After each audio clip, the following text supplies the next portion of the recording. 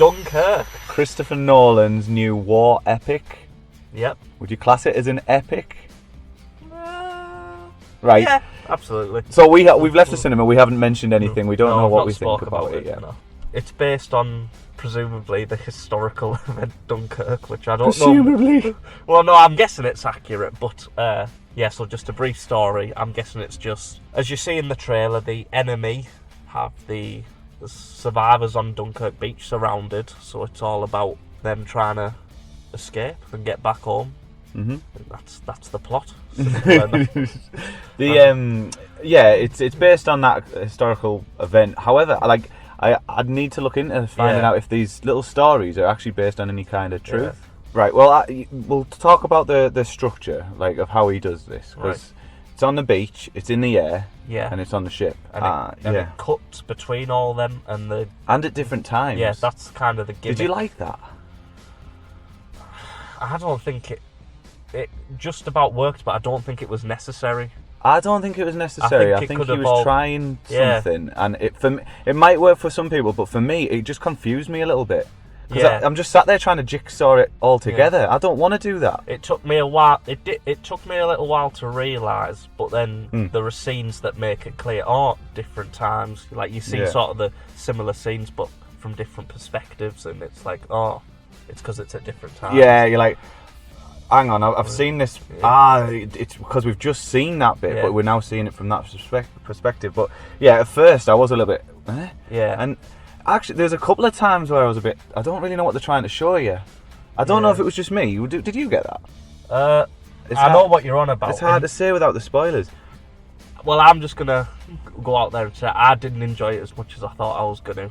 Right, wow. I did. Well, a few reasons. Just I couldn't get attached really to any of the characters. I'd say the two more prominent characters were the unknown actors, British guy and the French guy. Yeah, we don't, they're not names, so we don't really know them. They're just plain soldiers. True.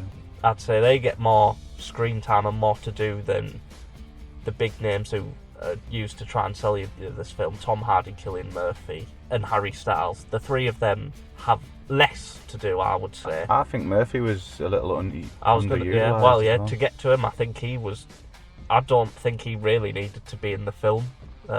He's a good actor. I just think he was wasted. He was definitely wasted. I thought Tom Hardy had a bit more to do, but again, I'd argue potentially it wasn't necessary, or it didn't have to be him. Yeah. I mean, from a character point of view, he was my favourite because I loved the air battles. They were stunning. And we watched them on D-Box in our local Cineworld as well, and worked so well. You're kind of sweeping around as the planes do, and they were by far my favourite parts of the film. But it could have been any actor because he's got a mask on. You just see his eyes, and it's... The film, it's not what you expect it to be. It's about survival as opposed to maybe your classic war movie, taking up arms and fighting. Yeah, I think... There was not very much there's very little speaking in this. Very little dialogue. It's a show don't tell, but I think in this instance you maybe needed a bit more telling. Yeah, I think I agree with you. You don't care enough for the characters. No, because not at all. You don't know much about them. You don't know the names of any of them. They are just faceless people. In a way. We've been very negative so far. I do have lots of positive things to say. Special effects, the way they do the tension, inside the ship and it's sinking. You've got other times when they're trapped. It's so claustrophobic, isn't it? He films it in such a way that makes it quite gripping. Did you notice really all the way through in the background there's a ticking clock? Yeah, he makes it. If you ever just sat back and listened, there's that'll be getting quicker and quicker and building up. And soundtrack-wise, musical score was superb. It just worked the tension so much. Yeah, definitely what he did was good. All the action scenes were great. They felt authentic, they felt real. I think it would have worked better. I quite like how he did it. I don't think he needed to do the jigsaw thing with different times of the day and stuff. I don't quite understand why he took that route, and I don't know if I'm just missing something. But I just feel like it overcomplicated it. And maybe he did that because it's such a simple story and he needed to keep us guessing a little bit. I agree with that.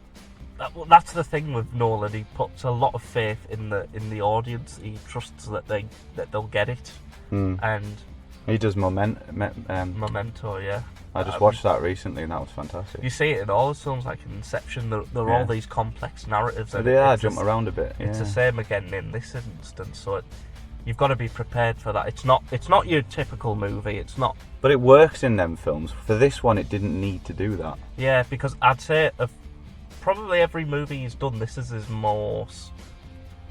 Again, I go back to that source material. It's like it's a real event. It's not something he's thought up in his head like Inception or Memento.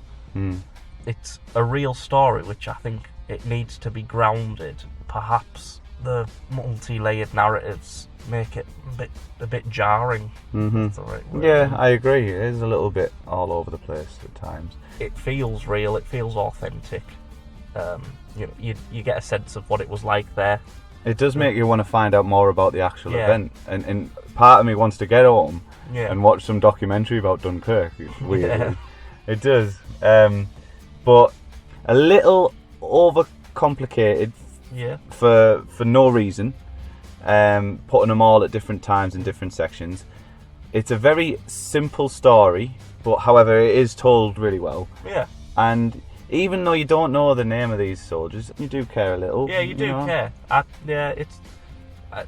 again, I think another problem down to the casting is they kind of look the same. The young guys, I thought. So the ones in the fishing boat and stuff, like well, just all of a lot of the ground soldiers and they all just kind of blended into one, didn't they? You're like trying to take, and you kind of need to know who's who because each one of them has certain characteristics about them. What I think would have helped that film, you didn't see the fight in the town trying to keep the Germans back. They had them surrounded, yet you don't really see. Yeah, you don't really feel. You lose the tension of them closing in on them. Really. Yeah. I think it would have been nice to see a side of the story from there. Yeah, I agree. And I think that was a bit daft to miss out because it was primarily from the air. Wasn't it? Yeah. Now, I absolutely loved the air scene. I like how they all blend. The air battles are fantastic. But yeah, that's one element I think he was daft to miss out on. Yeah. To sum it up, it's a very simple war film. However, the action sequences are fantastic. Yeah. You're going to see this for the explosions, not really for any kind of character development or any kind of strong narrative. I would definitely recommend watching it in a cinema on the biggest TV screen you can find with the loudest sound system, because it's a kind of Saving Private Ryan opening sequence. Yeah. Boom. And sometimes that's all you want from a film, and I think like the thing is with Christopher Nolan, you go in expecting a really strong story, and you don't get that with this. Go in there just looking for some. It's faithful to the source material, and I'd just say it's about survival. So out of 5, I would maybe have to disappoint people and give it a 3.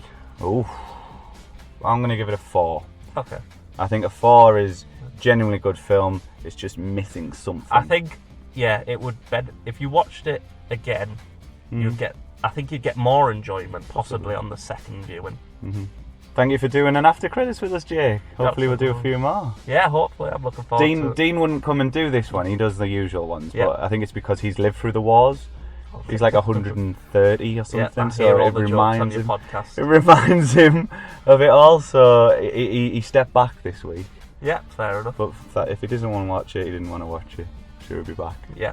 Right, well, thank you very much for listening. And for the listeners, I also do my own podcast every now and then. It's 3 Men in a Bed, and you can find it on SoundCloud.